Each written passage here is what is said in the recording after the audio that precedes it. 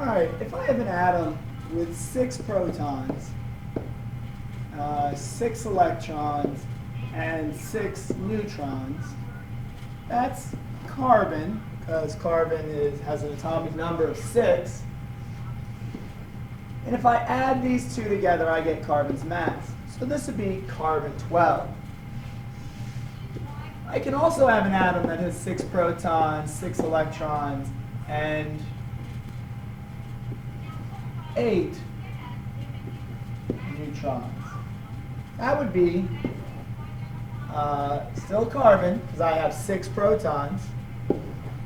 6 and 8 is 14. This would be carbon 14. So while these are the same element, they're different in their masses. These are called isotopes. Isotopes are the same element, but have different masses because their numbers of neutrons change. So you can have heavier or lighter atoms of a particular element. If you look at your periodic table, the masses of all of the elements are decimal points.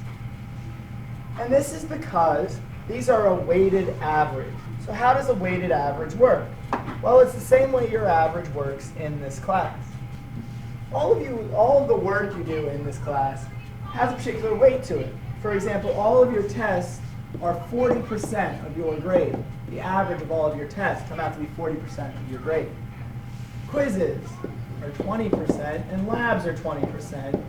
And the last 20%, 10% of it is your classwork, and 10% is your homework. So if I were to find, if you asked me what is my grade in your class, well, I'd have to look at your average for each of those particular subsections. So let's say that you had an 87 test average, and you don't know factor label method or nomenclature particularly well, so your quiz average is a 50. Your lab average, you are really good at doing lab, but classwork, you've missed a couple days, so you have a 75, and homework, you've done none of the online quizzes. And you say, okay, Coach L, what's my average? Well, what I would do is I would take these percentages, and I need to convert them into a decimal point, because they'll overall be 100%. As a decimal point, they'll all equal out to be 1. So I'm going to move the decimal place back twice, or divide by 100, however you want to do it. But 40% becomes 0.4. 20% becomes 0.2. 10% is 0.1. And 10% is 0.1. The next thing I would do is I would multiply each one of your averages by the weighting that they have with them. So I'll take 87 and multiply it by 0.4, 50 by 0.2, 100 by 0.2. You get the general idea. So 87 times 0.4 is 34.8. 50 times 0.2 is 10. 100 times 0.2 is 20. 0.1 times 75 is 7.5, and 0.1 times 0 is 0.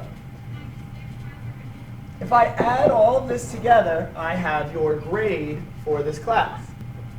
You would end up with a 72.3.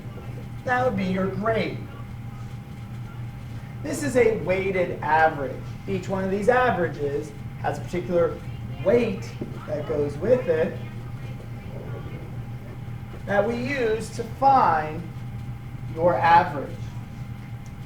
In chemistry, we'll do the same thing with isotopes to find the weighted average of any particular element. However, instead of having weights like your grade does, we're going to use percent abundance, which is how often that element or that isotope appears in nature or in a particular sample.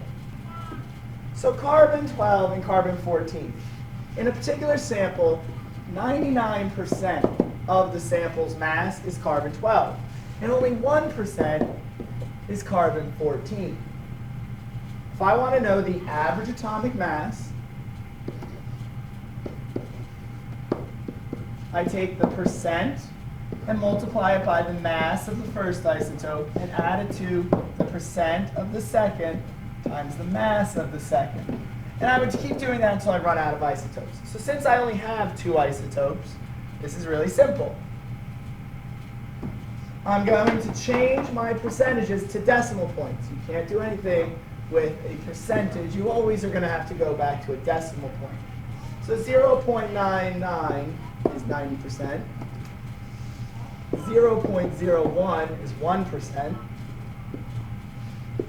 So my average atomic mass is going to equal 0.99 times 12 plus 0.01 times 14. So 0.99 times 12 is 11.88. 0.01 times 14 is 0.14. I add those two together, I get the average atomic mass of carbon, which comes out to be 12.02. Now, we can't have naked numbers, so we need a unit here. In this case, scientists were not particularly creative, and they needed a unit for the mass of an atom. So they simply went, well, let's just call it atomic mass units. So the mass of one atom of carbon, on average, has a mass of 12.01 atomic mass units, or AMUs. All right, but what if we're asked to find the percent abundance? If we know what element we're dealing with, we can calculate the percent abundance by using a little logic. So for example, we're dealing with lithium. If I look on the periodic table, lithium has an atomic mass of 6.94 AMUs. So what went into that 6.94? Well, that 6.94 is the sum of the percentage times this particular mass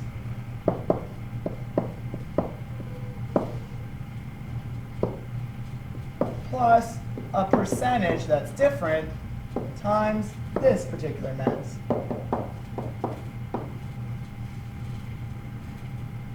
We have two variables here. We have y, and let's just say this is x, because they have to be a different percentage. They're not going to be the same, or at least usually not going to be the same. How are they related to one another? Remember that a percentage is out of 100, right? So x and y have to equal up to be 100.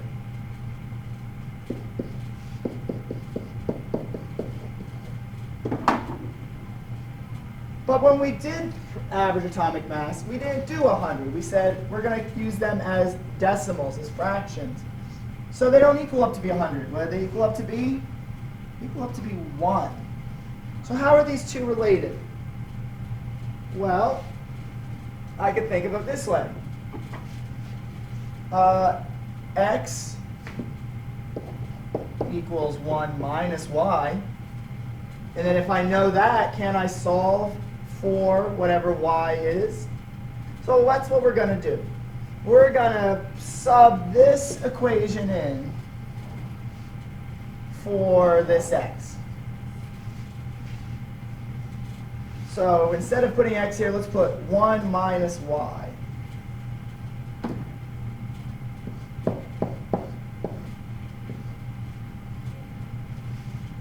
All right, so let me clean some of this up. And now we've got a simple algebra problem. So I'm going to distribute this 6.01512 into here, and I get 6.01512 minus 6.01512y plus y times, let's just do 7.016y. All right, let's combine like terms. These two can be combined. Ooh, I don't know what that's about. Can be combined, and I end up with plus 1.00088y.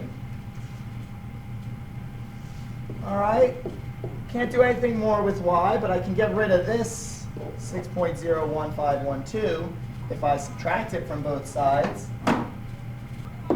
And you end up with 0.92488 equals 1 and a whole bunch of decimal points y. Well, let's divide by that 1 on both sides. You end up with 0.9241 equals y.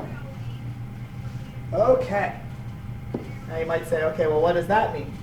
Well, remember that we were solving for a percentage, for a percent abundance. So that's going to equal one of our percentages. Let's look back up at what we started with and see which one it corresponds to. So we're going to look back up here. Y was this one. So this was 0.92, and we'll just stop right there at 4. So what must this one over here be?